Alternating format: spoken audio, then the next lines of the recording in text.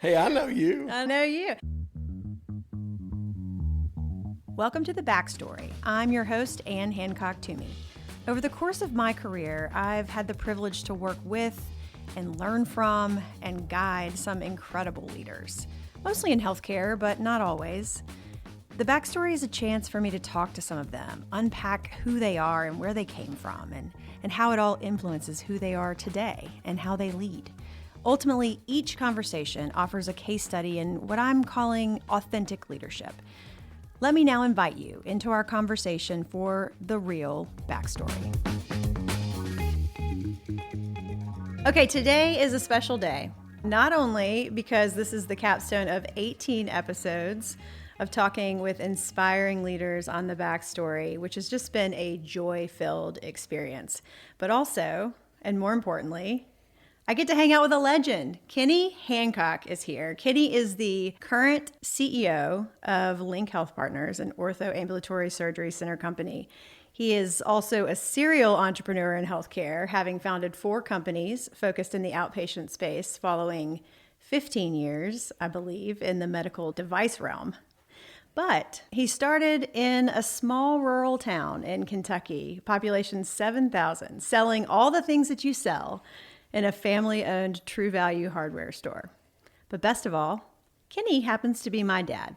Welcome to the podcast, Pop. Thank you, Ann. First of all, let me just say that it is a real pleasure to be interviewed by my daughter.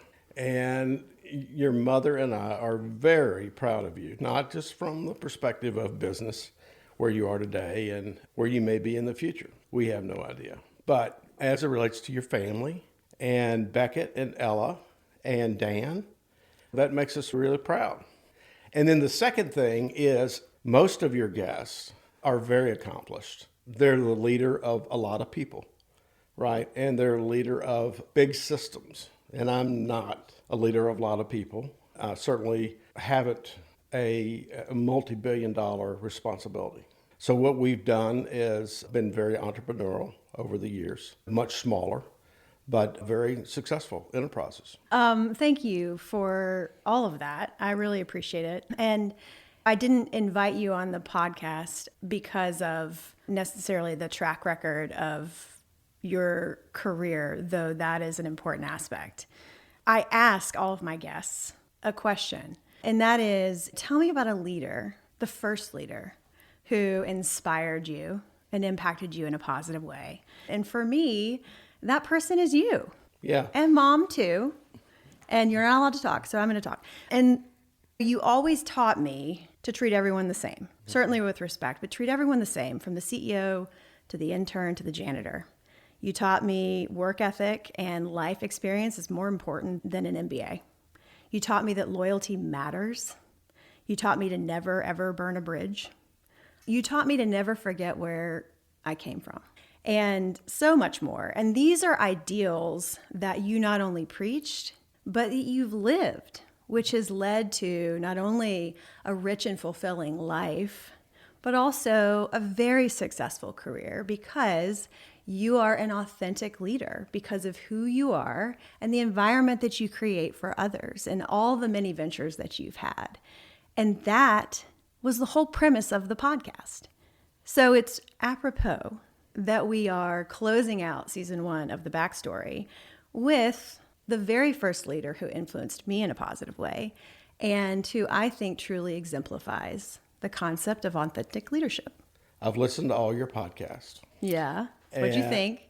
They're very good, and there's some really fantastic leaders. One of the things that I'm struck by, almost to a person, Yep.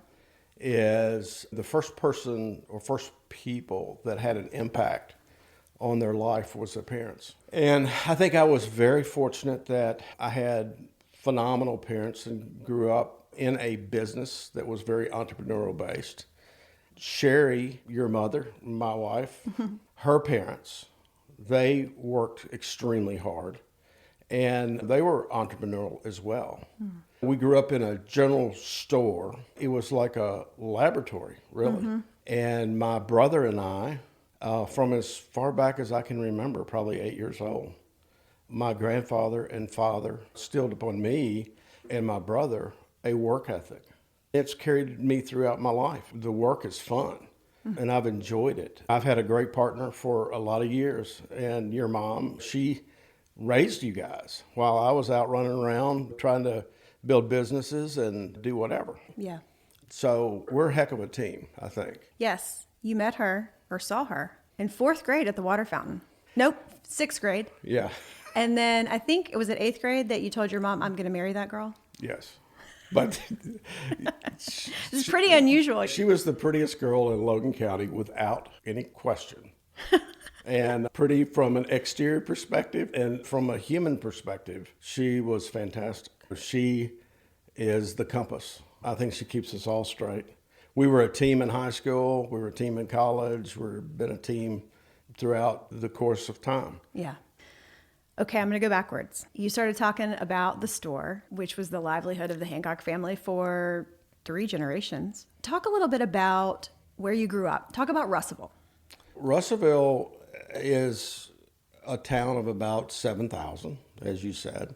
The county is probably 35,000. It's that today. It was a wonderful place to grow up. You could get on a bicycle and you could take off and you could stay out to dark, and It was just awesome. I learned a lot of lessons in that store, and I literally call it a laboratory because at a very young age, they were giving us latitude that you would not get. You just wouldn't get. We started out sweeping floors, filling up Coke machines. Yeah. We're probably 8 years old, and then we got old enough that when the trucks would back up and we'd hear the air brakes, and we knew that we were going to be tied up for a couple hours. That was pretty tough work. From a hardware, from a mattress, from a furniture perspective, that was hard work. So in that business, so we had a lot of furniture, and I was probably 12, 13 years old selling it. He had a code that was called Don't Give Up. And so everything that we sold had that code on it. So I knew exactly what the cost of an item was. So I got to negotiate before I probably should have with a customer about a piece of furniture or whatever. That's a learning experience that is priceless. I remember that store so well as a kid, and it was huge. It was 4 stories right on the town square, Hancock's True Value. And it was a True Value hardware store, but it was, like you said, it was more of a general store, right? Yep. When those existed. And so if you got married, that's where you would register. I just can remember it was always bustling, and just the people ranged from farmers to bank presidents to mothers to children. It was almost the heartbeat of the town. And I can remember viscerally the smell. It was this combination of sawdust and paint and fried chicken because there was the grill where people would gather for lunch on their lunch hour. Yes, there was. It was a phenomenal place to learn. Lifetime of lessons in that store. Yeah, lifetime of lessons. And it was a general store, like many small towns in rural America, that the big retailers essentially came in and put them out of business. Yeah. So and that's happened all over America as I've traveled. Yeah. Is it true that Jack, your father, my grandfather, knew Sam Walton? Yeah, so the story on that is they bought Big K. And Big K was a retailer that had, 25 stores. And Walton was just getting a start. We had a Big K there that became a Walmart. They were going to have a grand opening, and for some reason they didn't have a key. And so he came down to the local hardware store, and my dad happened to make that key for Sam. They became buddies, and they would go over to the grill every time Sam was in town. They'd go to the grill and talk and have coffee, and Sam would have pie, and Dad would have whatever Dad would have.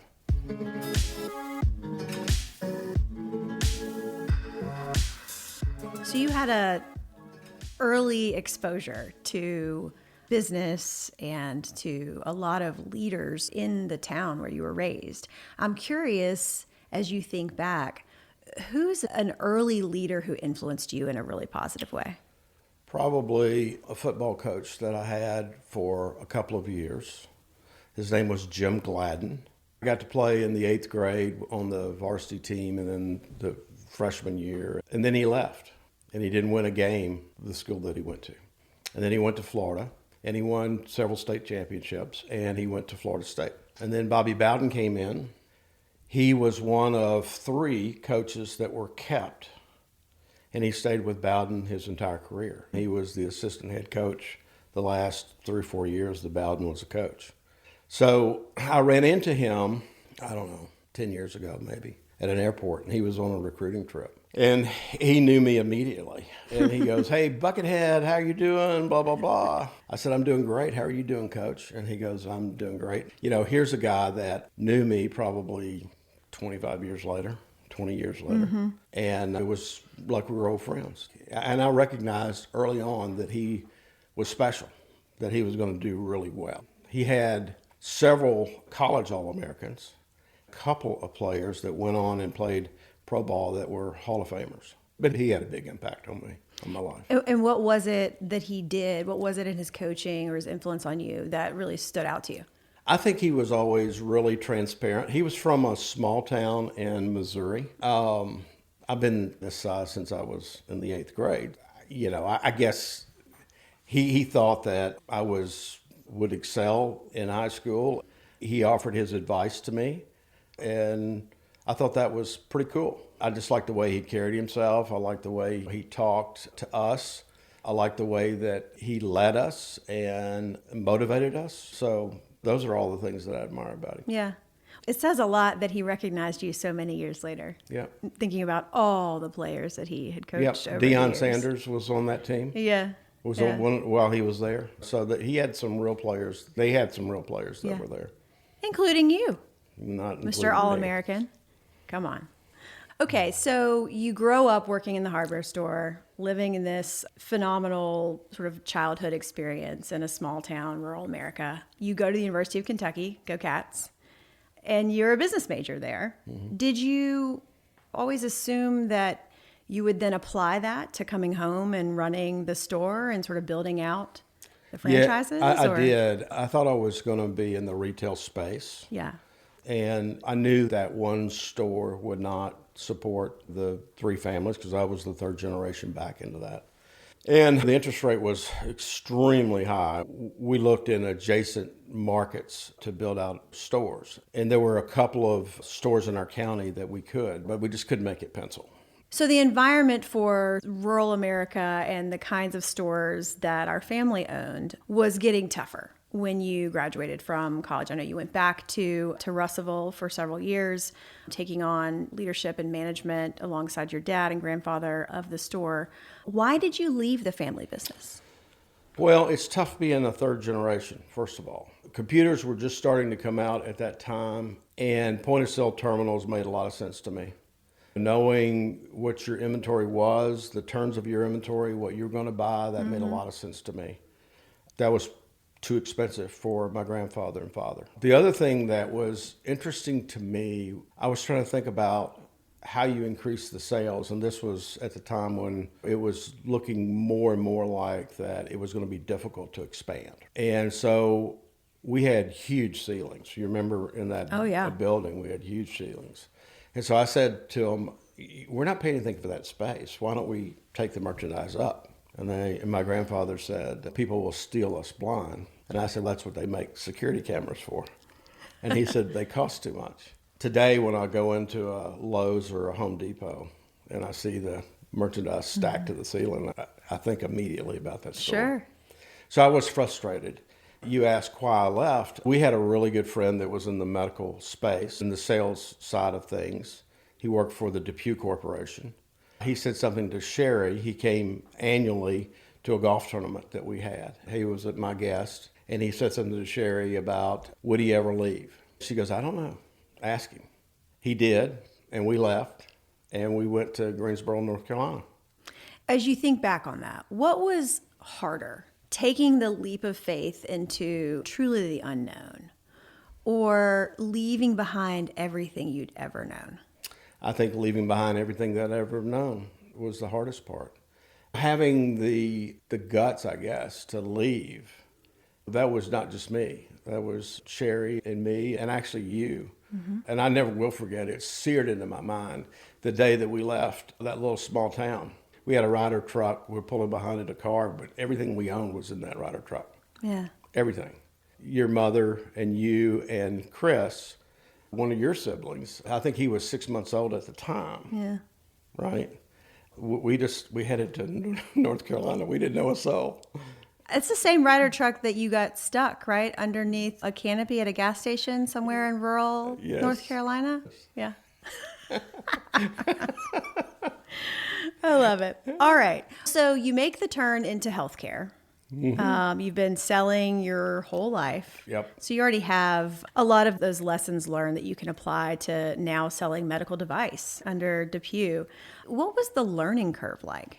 Surprisingly, DePuy they sold hips, they sold knees, and they sold shoulders and elbows. And we weren't into spine at that time. I understood 3 dimensions, and woodworking, that's really carpentry on the body. Mm-hmm. And I remember my first total hip. I remember my first total knee. I remember when we went down to North Carolina, and actually I went down to Charlotte and met with Andy, who is my good friend, probably my best friend. He goes, Hancock, I have really good news and I have really bad news, okay? Give me the good news. He goes, your territory is loaded with potential. I said, all right, now give me the bad news. He goes, well, it's only doing $4,000 a month in sales. And I go, and I'm commission-based, right? Mm-hmm. And he goes, yep. So we ended up with a draw against commission, and after a couple of years, I owed him a pretty significant amount of money because I'd been drawing and there were no sales. And so one of our competitors owned that market. I remember walking into Andy's office. At that time, we didn't have the sophistication to create a chart other than to draw one. Mm-hmm. And so he had the sales of that territory over 5 years going from like $1 million to $5 million. And I was like, how are we going to do that? And he said, hiring people like you, we'll crack this. We'll make it happen. But he had a plan in his mind. And I remember when I owed him a bunch of money, I said, Andy, something's got to give, man. I'm getting beat up every day. They're saying no. And I owe you. It's a draw against commission, so you're paying me. He goes, you're so close. You are so close. Mm. We went up to Greensboro, sat down with some doctors. I remember exactly where I was sitting. I remember the whole deal. He asked them, he said, you like Kenny? And they were like, yeah, we love him. Then started doing some business with him. Then we broke it wide open after that. Became a couple of years later a distributor for them. And that's how we ended up in Nashville.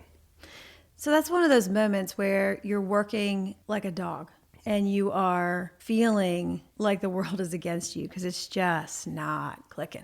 And we all have those seasons in our lives and in our careers. Like, how do you know when to keep pushing and when to just let go? I really do believe, we mentioned this earlier, the teamwork element, Sherry and me. We didn't know a soul. And we moved right outside of Greensboro into a little community, and we were renting a house, and you were going to school, and it was an interesting time. I was never there. She would say to me almost on a daily basis, I know this is hard, but you have to make it work. We risk everything. You have got to make this work. Yeah. Literally would kick me out of the house. And I would go get more no's.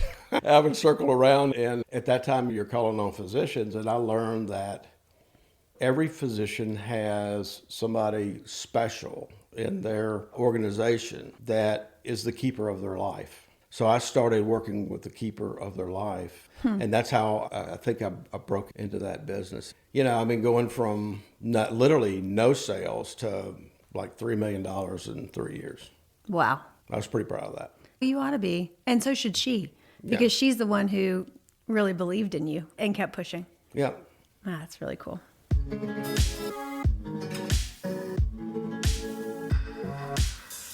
Okay, so you worked with DePuy selling orthopedic prosthesis, which I will tell you is not something that I could say as a child. So when people would ask me, what does your father do? I would say he goes to surgery every morning. Oh, is he a doctor? No.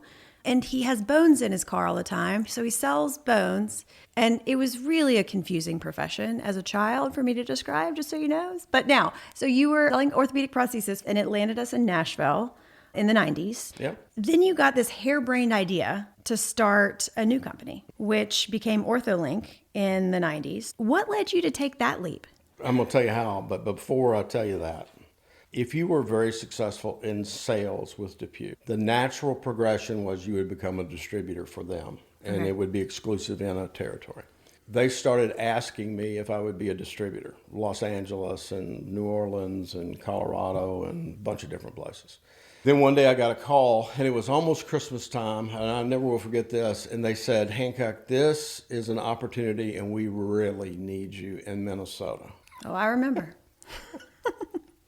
I turned that down probably 4 or 5 times, and they said, what is a problem with Minnesota? And I said, socially, it's going to be very different, and it's cold, if you don't know. That's right. But ultimately ended up taking it, dragged you, and at that time, all siblings, up to Minnesota, and we stayed there for a couple of years, and that was the interim to Nashville, and how we ended up in Nashville. Your mother, she was used to, in North Carolina, seeing flowers in February. And it snowed 7 inches on the 7th day of May. I said, what will it take to put a smile on your face? And she said, I want to go, I love you, you know that, but I want to go south. Okay. I said, can you give me a little bit of time? And she said, yep, I'll give you the summer.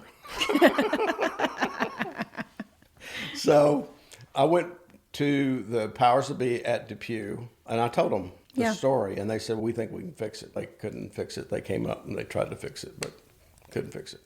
So we were going to go to Birmingham, and then at the nth hour ended up in Nashville. I was a distributor for central western Tennessee, all of Alabama, and the panhandle of Florida. That was my territory. We were the territory of the year for DePuy in my second year, I think. Pretty good. So the mid-90s, I had an orthopedic surgeon that approached me by the name of Dave Alexander, super guy. He goes, Kenny, we touch a lot of things that we don't own. And I go, can you give me the list? And he goes, surgery, followed by MRI, physical therapy, real estate partnerships, DME, product, blah, blah, blah. But he says to me, and this is in my office, he goes, I'm busy being an orthopedic surgeon.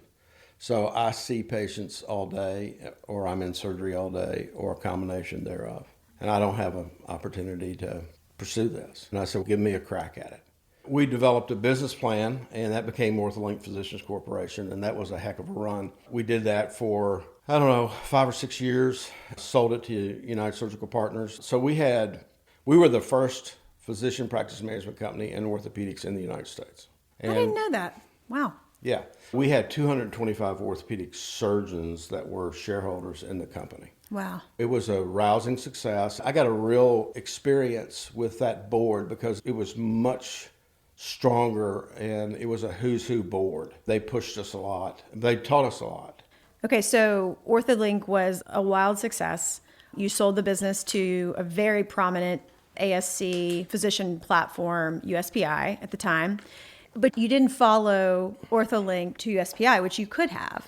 And instead, you decided to found a new business, and then another one, and then another one in the outpatient space. Mm-hmm. Talk a little bit about those ventures, maybe through the lens of maybe what you're most proud of and any challenges that you may have faced along the way. I met my partner, Kathy Kowalski. She was a principal in a company that we acquired when we were at OrthoLink. Both of us had an opportunity to go on with USPI, with the combined companies. I didn't want to move to Dallas. More importantly, Sherry didn't want me to Thank move you, to Dallas. by the way. We started a hospital company, and it was about 100,000 square feet, 42 beds, 8 operating rooms, and all the ancillaries. And it had physician ownership. It played off of relationships that Kathy had in the Columbus, Ohio market. We thought we were going to be a hospital company. That's when you were right out of college. You were looking for something to do, and there were only, 6 of us building that hospital. You said, I don't know anything about hospital science, and I think I said to you, we don't either. Yeah, as I recall, you had just gotten the capital to build it. You had the partners in place. You had a business plan, but you didn't have like a website, which was a new thing at that time, back in the early 2000s. You didn't really have a story or kind of a brand. So that was the creative side of business that I was enamored with. So even though I didn't know anything about healthcare, I did have that skill set. So I think you said, hey, I'll pay you like on a project basis if you can help us figure these pieces out. And then I fell in love with just how dynamic healthcare is and the politics that can work for you or against you when you're trying to do anything meaningful in healthcare. So thank you for that first start into this world that I've now lived for 25 years.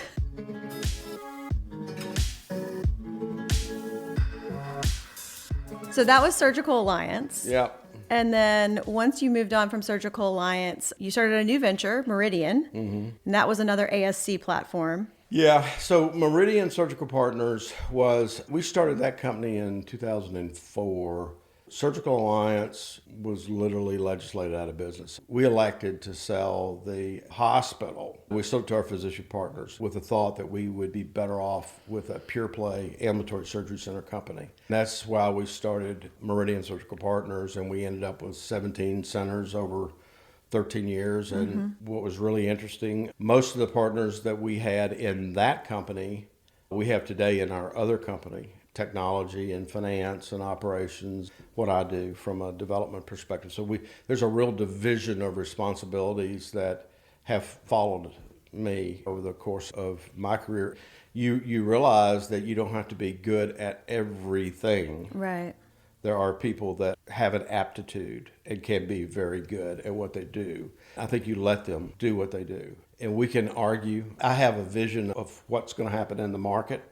Kathy does because she has to get involved early on, but then finance doesn't.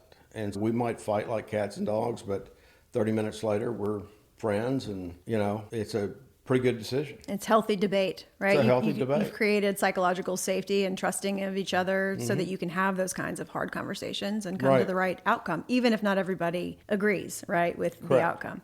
I'm actually struck by, as I think about OrthoLink, to Surgical Alliance, to Meridian, and then now to Lync. You've worked with not only Kathy, but other colleagues sort of along the way. They've come with you, which I think speaks to who you are as a leader and as a person. So talk about that, because I have really benefited in my career from being surrounded by amazing people, amazing partners and colleagues who I've gotten the opportunity to work with, in some cases for 2 decades.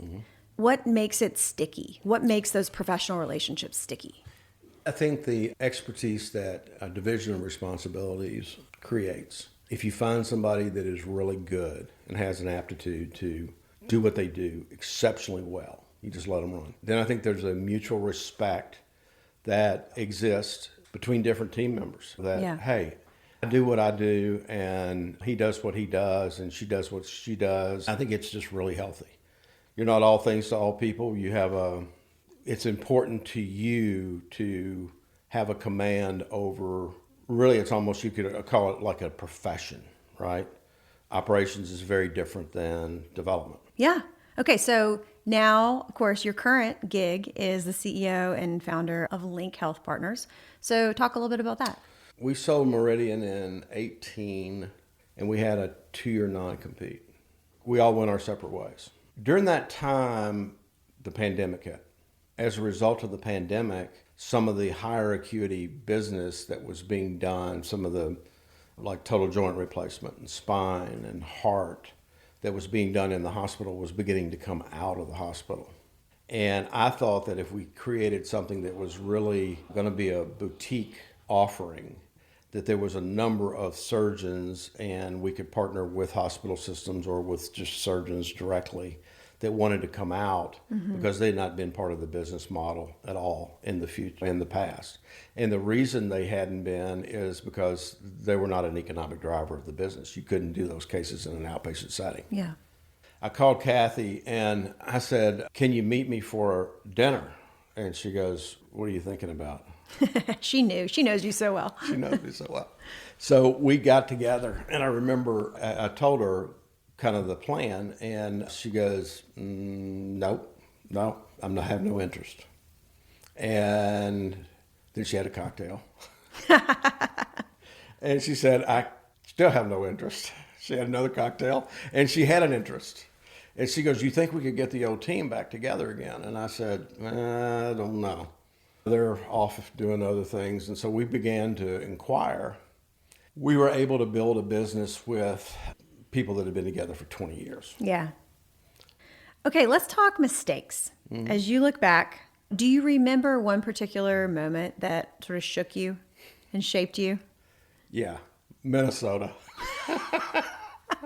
That was a mistake, and I knew it immediately. Really? Yeah. So Sherry calls me, and she said, this was the first week that I was up there. She goes, how's it going? Great. I hadn't started the car, not a single day, because of the cold. They were picking me up. And I called the rental car place and said, hey, I can't start my car. And they go, you and everybody else that rented a car can't start a car because you had to plug them in. Sure, yeah. Yeah. So it was that cold. So I knew immediately that was a mistake. Uh-huh. And I knew that your mother was not going to be happy when she got up there. And she wasn't. That's the biggest mistake that I think I've ever made. Not from the business was awesome. I advanced that business quite a bit in the 2 years that I was there. Yeah. But we wouldn't have been here in Nashville if it hadn't have been for that trail going Absolutely, to Minnesota. yeah.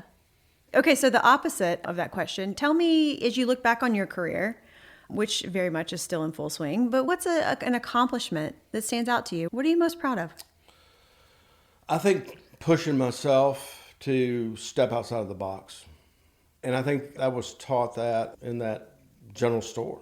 You could be successful. I think Coach Gladden, he just sort of exuded the fact that you could be anything you wanted to be. Yeah. And so the thought of failure really never entered my mind. And it still doesn't today. And you just move forward. You put one foot in front of the other and go. So I think that's the thing I'm most proud of, is making myself get outside of my box. Otherwise, I'd still be in Russellville and doing something. You probably mayor. Well, whatever. Well, thanks for passing that along to me and to my siblings, because we watched that. You were always pretty fearless and willing to take risk and to be creative. And I think one of your buddies once said that he nicknamed you Kenny Never Had a Bad Day Hancock. Yeah. Because you are never depleted of optimism, even when there are setbacks. And I think that's rubbed off on certainly me and Chris and Mary. So thank you for that.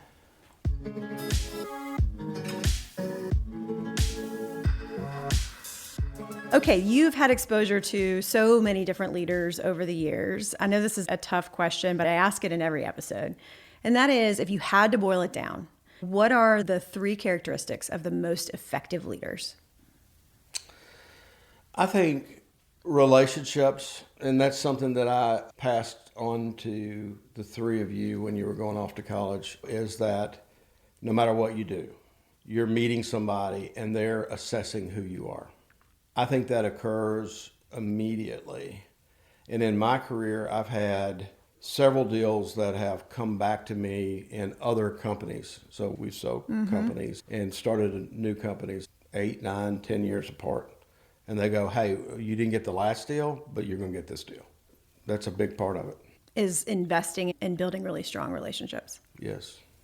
I think that's a big part of it. And what I said earlier, the being willing to push yourself to get into territory that may be foreign to you is important. I think being transparent is important.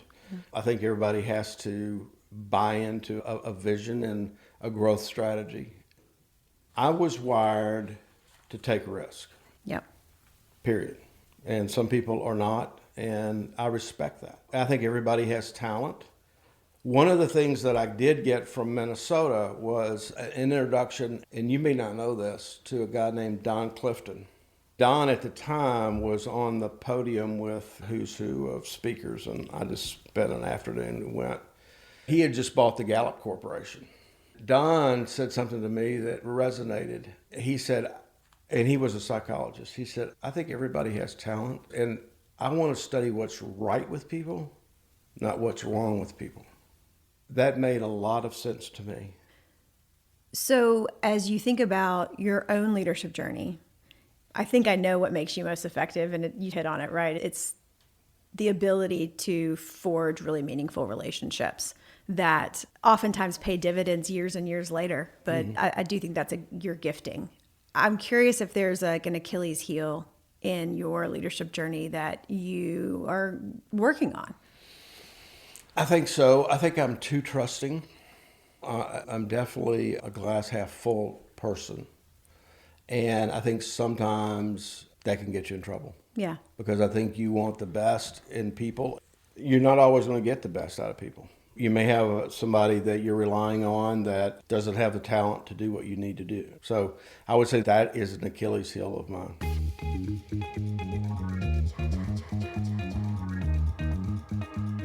Okay. We've come to the end of our interview time, but I'd like to close with lightning round, which is a series of questions and either ors where I'm looking for you to just not think, just give me your gut. Are you ready? Mm-hmm. Okay, here we go. If you don't have anything in there about Kentucky basketball, I'm going to really be upset. Well, let's start there. Favorite Kentucky basketball player of all time? Kyle Macy, probably. Kyle Macy, really? Yeah, because of the way he used to do his socks, and he was automatic from the free throw line. And you saw him in the national championship, right? In '78, wasn't that? Yeah. I have that T-shirt. You passed that down to me. How do you start your day?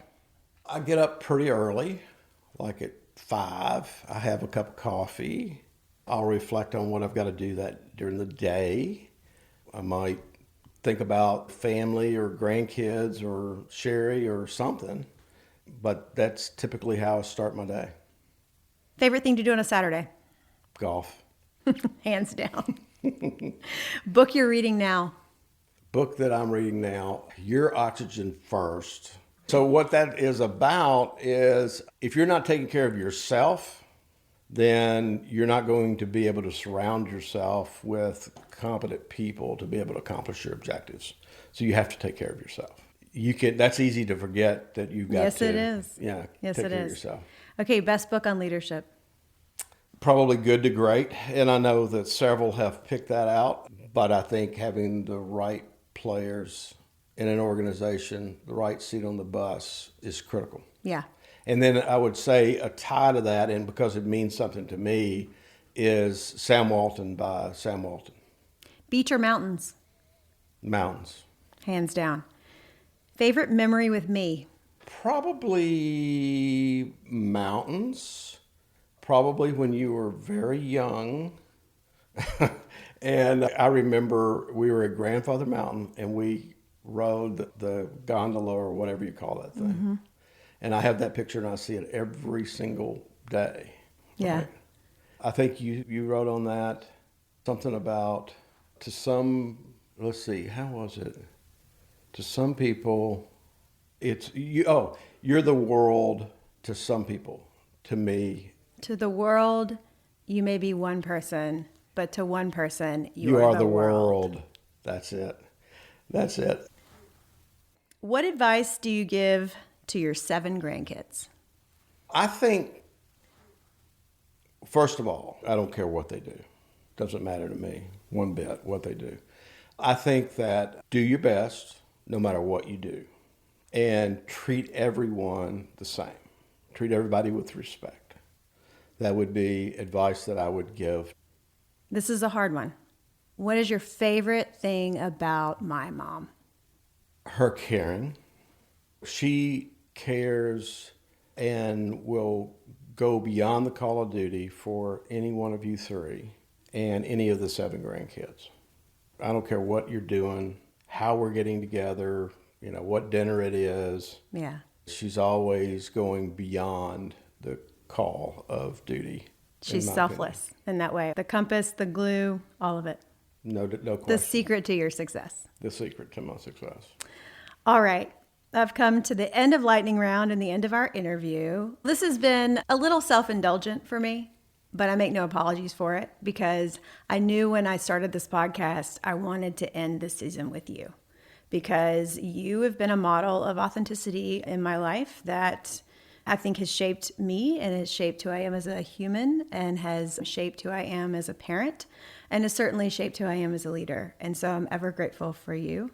And thanks for being on the podcast and sharing your story. Thank you.